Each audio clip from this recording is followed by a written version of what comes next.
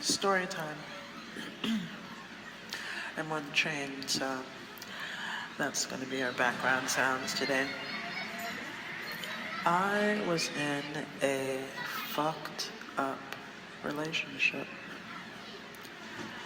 When I got into the relationship, I knew it was fucked up. Like, it was off. You know, the red flags popped up immediately. But this person was placed into my life. I was doing the door at a nightclub that my fiance owned, and this tall, dark figure came in. If you asked me to remember his face that night, I couldn't. But I was just coming out of a Fashion Week show in New York City, and I was giving everything it needed to give. Black tight leather leggings, afro, flaming, coat, looking sleek, like you couldn't tell me anything. And they said, "Hey G, our person called out, can you do the door?" And this guy walked up to the door and gave me his ID, and he had the same birthday as me. And as spiritual as I am, I take nothing as coincidence. This was a thing. So I bought him a drink, and we started to chat. My fiance's friend was there, and he was watching me like a hawk, talking to this tall, dark stranger. And we stayed in contact. The thing is that this stranger was in my circle, my auric energy, before I knew this person that walked into the door, meaning my friends knew this person. Circumstantially, coincidentally, from a totally different area, part of the city. This guy was somebody they were talking about. None of the pieces matched. I even text this person to do business. None of these things coincided. But it seems that this night that I was given this ID from this person, and the stories of our lives enveloped or unraveled or what have you, onioned out. This was the same person and I was the same person, meant to be. So we started kicking it, and being my twin, I knew this energy. It was my own energy. I saw things within myself as not a narcissist, but as Narcissus looked into the reflection. I saw my reflection in him. Things that he did, I recognized of me. So I said, hey, the most conceited thing was to get with myself. Not being conceited, it just aligned. And then there were things, there were flags that I chose to ignore. Harsh things that I didn't understand and didn't want to understand. And I fell into a snare. That's the only way I can position it. I was at the height of my personal journey when it comes to career and being the it girl on the scene. And a snare caught me. And things happened out of the snare that are beautiful and challenges within themselves. Nevertheless, a snare that drug me down into a sunken place. 5 years in, I was hurt, wounded, and looking for a way out. And on my algorithm came Frater, and he said, light a candle and pray. And that was the day that I started to cultivate my spiritual powers. Now, before I go on, I just want to note that I do have a ebook link in the bio, and it talks about auric cleansing and cleansing of your space, and these are a lot of the things that have helped me extricate myself from the situation. So, going back in, I was frantically trying to find a way to free myself. It got so dark at points that I didn't want to continue on in this world, if you know what I mean. I had lost everything. Friends, family, teams, things that I have created for myself that I was proud of, that I was going to use to propel myself into the next stages that I was so excited to be in. And at my lowest point, still trying to hold my head up and find different ways to still be myself, struggling just to stay true to me. I was losing myself more and more. But I found my ancestral grandmothers. I started to give them things in altar form and talk to them, and that's where I started, through just speaking to the ones that loved me. Now, the reason I spoke to my grandmothers is because there was one time before any of this happened where I was in a situation and I was in the mirror and I was like, I don't know, just seeking a way out. I was always seeking a way to just get better and be in a better situation. And in the mirror, I heard, love yourself. And I know that it was my great-grandmother. So I knew that there was a connection there. So fast forward back into this stage that I was in 5 years in, trying to find a way out of this toxic relationship. When I mean toxic, abusive on all the spectrums of abuse. I wasn't getting my ass beat every day, but in the true narcissistic fashion, it was manipulative, emotional, financial, and some of the other aspects. But this person was on drugs, and later on, after being too deep in, I found out how deep they were. And if you know anything about dealing with anybody who has these problems, it affects all aspects of your world and their world. And I was alone. And being alone, all I had was spirit. So I heavily leaned into what I could do spiritually, which led me to where I am now.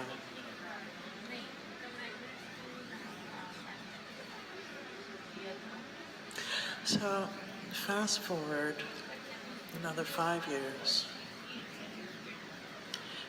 A tragedy happens in my world. My father passes, sort of out of nowhere, sort of I have a month to live sort of scenario, and yeah. And I knew that if anything had ever happened to my father, that this relationship would crumble because I wouldn't have the fortitude to tolerate what I was tolerating any longer. And I was in deep mourning. My father was my guy. It hurts me to say, even now, but my guy. And my guy left. So, even triggers me now. But deep in mourning, deep, crying, asking my new ancestor for help. My newly found guardian angel, who was my tightest guy, which is a blessing in disguise, I guess. A hurtful blessing, let's say. But I'm asking my guy because I wanted a way out of this relationship, but I saw no way. And as much as I prayed to make a way where there was no way, I was still scared. My father wasn't scared. And I asked him, please help me get out of this space. Help me free myself from this place that I'm in. And he helped me make my first quantum jump. He helped me leave this relationship. Now, how did he help me? He put somebody in my path that he knew could break this curse. And maybe this is a curse I placed on myself. And maybe this is a test that I had to go through. And I think now that I look in on it, I did do things to make this relationship come about that I think only my subconscious mind or my higher self could have put me through this test. To be a sort of wounded warrior, in essence, to show you how to break out of the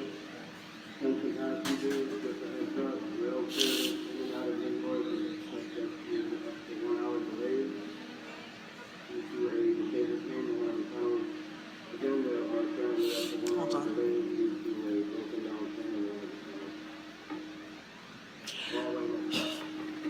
Okay. Only I could have put myself, or only my higher self could have put me through this test. And I had to go through so many practices in spirit to figure out how to free myself. And I'm going to share with you what worked. I energetically separated from this person, and it was some time, and I was fed up. Okay, I was ready. That was the first step, being ready. Like, honestly, purely, wholeheartedly, okay, I'm done. Exit strategy ready. Still not knowing what to do. I always call it this, but a Snow White's kiss made me wake up and gave me strength. A person was placed into my life, I believe, through my father, to shake me awake from this, what do they call it, toxic comfortability that I was in. My God, why is this person speaking so loud? Hope it doesn't overpower what I'm saying. Anyway, I wound up doing a super cleanse. When this person came into my world, I wound up fasting. Not intentionally, but I was so shaken that I didn't want to eat. And I found comfort in food in this relationship. I found comfort in munching and eating, and I didn't eat. And I didn't eat for 27 days. I drank. I drank teas and things, but I didn't have an appetite. I didn't have a hunger. I didn't need to eat. I didn't eat until I got a sign that it was time to. I also wound up putting myself in school, and I wound up going through a series of cleanses for myself, which is why I say go check out the link in the bio. It's a series of like recipes. It's not stories and shit like that. It's just straight recipes. Boom, boom, boom, boom, boom. That if you're going through anything and you need to like cleanse yourself, to like shake up the feng shui of your spirit, this is what I did. I wound up doing a series of baths. I was doing things that were outside of my norm because I was, even though in this toxic relationship, I was a good girl. I was a good woman. Meals, all the classic traits that make a good woman a good woman. I was being a good woman, but I broke her. I had to break who I was. Hence Snow White's kiss. But not to go too deep. I did a lot of energetic cleansing of myself, and I moved in ways that I didn't normally move, and still I was stuck. And God put another tower in my spirit. And it's oddly enough, my father came to me in a dream and he showed me my mother lying down like in a coffin pose. And I went to my mother and she wound up being sick. And my father died from colon cancer, and my mother wasn't feeling good, and she kept on going to the ER and not getting diagnosed with anything, maybe kidney stones, they said, and we'll do some tests later. Let's schedule you a month out for this and for that, for this. But she was in pain, and she wound up finally going to the ER again with me. I was the caretaker of this, and she was diagnosed with cancer also. So my father came to me in a dream when I ended the fast at that time, when he came to me and showed me my mother who was also sick. And that was another tower that shook up my worlds, that I couldn't stay in this environment that was poisoning my system. As much as I cleansed, I had to extricate myself. I don't know if that's the right word. I had to remove myself from the environment. And I have to say that I'm so much better. And in the quantum leap of things, it is night and day how I feel on my day-to-day basis. I would not want to wake up because this person would be the first voice and come and bother me with something and impose themselves on me. And as much as I would defend myself, don't impose yourself on me, leave me alone, give me space when I wake up. You don't always have to impose. There would always be some narcissistic manipulation tactic. Give me space, I don't want to talk. Oh, you don't want to talk? Like, it was so bad. So bad. And I'm so thankful to be free of that. And I did a lot of work to clean the environment, and those things would help from time to time, but the person being in a new environment would just pollute it all over again. So it also has to do with who's around you and their energetics that they have.